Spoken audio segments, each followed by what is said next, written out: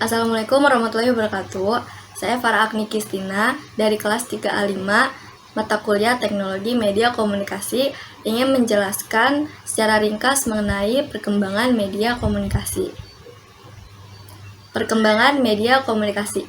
Komunikasi merupakan kegiatan bertukar pesan atau pengiriman dan penerimaan pesan dari komunikator kepada komunikan.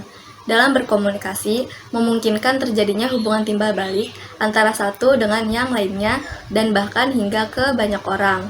Komunikasi sendiri terdiri dari komunikasi verbal dan nonverbal. Sementara prosesnya dikategorikan menjadi dua, yaitu primer dan sekunder. Komunikasi primer merupakan penyampaian pikiran dan perasaan seseorang kepada orang lain dengan simbol sebagai medianya. Komunikator di sini menyandi pesan dan komunikan yang menerjemahkannya. Sementara untuk komunikasi sekunder merupakan sebuah proses penyampaian pesan oleh komunikator kepada komunikan dengan menggunakan alat sebagai media kedua setelah memakai simbol sebagai media pertama. Media kedua ini digunakan karena komunikan dan juga komunikator berada pada posisi atau tempat yang relatif jauh sehingga mereka membutuhkan sebuah media perantara untuk dapat tetap berkomunikasi. Teknologi komunikasi adalah peralatan perangkat keras atau hardware dalam sebuah struktur organisasi yang mengandung nilai-nilai sosial yang memungkinkan setiap individu mengumpulkan, memproses, dan saling tukar-menukar informasi dengan individu-individu lainnya. Perkembangan teknologi terdiri dari 4 era, yaitu komunikasi tulisan, cetakan, telekomunikasi, dan komunikasi interaktif. Perkembangan media komunikasi juga tidak dapat terlepas dari adanya pengaruh internet, dan kita semua tahu dari hadirnya internet ini telah menjelaskan bahwa teknologi ini pada dasarnya bersifat sosial.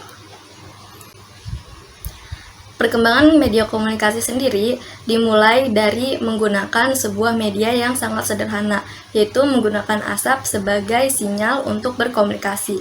Lalu menjadi menggunakan burung merpati untuk komunikasi jarak jauh, dan hingga ditemukannya sebuah telegraf menggunakan sandi Morse.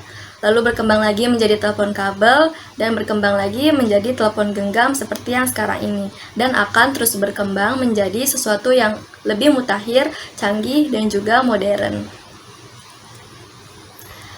Ya, teknologi ini erat kaitannya dengan komunikasi dan informasi tentunya. Namun terlepas dari itu, terdapat pembeda di antara keduanya, yaitu teknologi informasi lebih ditekankan pada hasil data yang telah diperoleh, sedangkan teknologi komunikasi ditekankan pada bagaimana suatu hasil data dapat disalurkan, disebarkan, dan disampaikan ke tempat tujuan.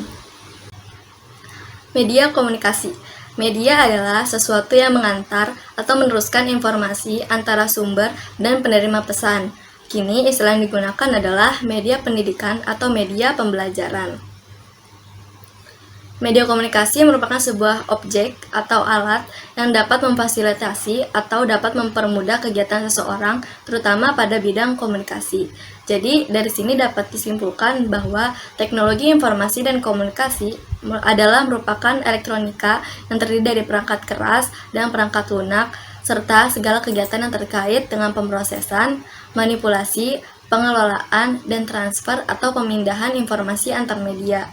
Jadi, media komunikasi tidak hanya membicarakan mengenai perangkat keras saja, tetapi juga tentang perangkat lunak yang ada pada dalam perangkat keras atau hardware tersebut, seperti aplikasi-aplikasi misalnya. Perkembangan media komunikasi dapat mempermudah segala sesuatu. Media atau objek atau alat adalah suatu hal yang diciptakan untuk dapat membantu kegiatan yang dilakukan oleh individu. Salah satunya dalam bidang komunikasi. Melalui pengguna media komunikasi memunculkan rasa yang dapat berupa positif ataupun negatif. Dan kehadiran ini dapat membuat kita menjadi sangat memanfaatkannya atau bahkan bergantung. Media komunikasi kini berkembang selain menjadi sebuah alat bantu, juga dipandang sebagai penilaian sosial di kalangan individu-individu, dan banyak orang atau tidak sedikit orang yang melihat media ini sebagai penunjang sosial juga. Perkembangan media komunikasi dapat membuat seseorang menjadi ketergantungan. Perkembangan media baru tidak dapat terlepas dari kehadiran internet yang memanjakan penggunanya dalam memanfaatkan media yang ada menjadi semakin maksimal. Seperti yang sudah dikatakan pada sebelumnya, bahwa media ini dapat mempermudah segala aktivitas ataupun kegiatan yang dilakukan oleh seseorang tersebut. Nah, pada hakikatnya perkembangan media ini merupakan perpanjangan untuk mempermudah kegiatan yang dilakukan sehari-hari. Ini sesuai dengan apa yang menjadi fungsi dari media tersebut juga, sehingga dapat menyebabkan yang namanya sebuah ketergantungan akan media komunikasi tersebut. Nah, ketergantungan ini berarti kita terbiasa akan suatu hal dan menjadi bergantung dengan bagaimana kehadiran sesuatu itu. Kita terbiasa cepat untuk mendapatkan efisiensi, kemudahan dalam bekerja maupun memperoleh sesuatu, kemudahan dalam berkomunikasi dalam menyampaikan sebuah ide, gagasan, perasaan, emosi, dan sebagainya melalui verbal ataupun non-verbal. Apalagi pada zaman yang sekarang ini di mana semuanya serba canggih dan juga modern. Jadi kita dapat dengan mudah mendapatkan segala sesuatu yang kita inginkan di internet ataupun media-media lainnya. Faktor yang menentukan seseorang menjadi ketergantungan akan media komunikasi adalah media dapat memenuhi sejumlah kebutuhannya sekaligus dibanding yang hanya beberapa kebutuhannya saja, serta perubahan sosial dan konflik di kalangan masyarakat. Jadi penggunaan media komunikasi ini cukup banyak digandrungi oleh banyak orang ketimbang tanpa menggunakan media tersebut.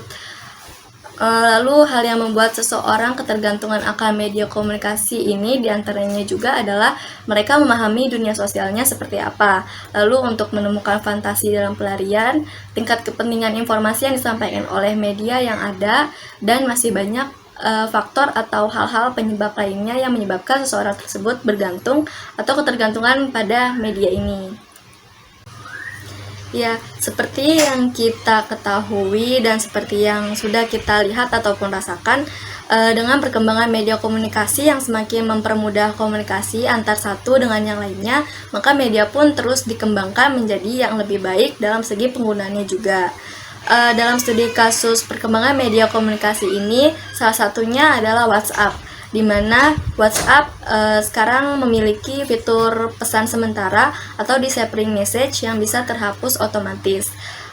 Awalnya fitur ini belum ada dan belum dapat digunakan, tetapi sekarang dapat dicoba oleh pengguna WhatsApp, termasuk pada pengguna WhatsApp yang ada di tanah air. Jadi pesan WhatsApp yang dikirim dan diterima ini dapat terhapus dengan sendirinya setelah 7 hari terhitung sejak pesan tersebut dikirim, yang artinya pesan yang dikirim dan diterima akan hilang secara permanen setelah sepekan. Seperti itu. Lalu ada kesimpulan. Jadi kesimpulannya adalah perkembangan media komunikasi membawa banyak dampak baik untuk membantu kegiatan banyak dari masing-masing individu tentunya, dan banyak hasil dari perkembangan mutakhir yang beraneka ragam fitur serta kegunaannya. Media-media komunikasi ini juga dapat dengan bebas digunakan oleh siapapun untuk memenuhi suplai kebutuhan sehari-harinya sebagai konsep dasar dari perkembangan media itu sendiri.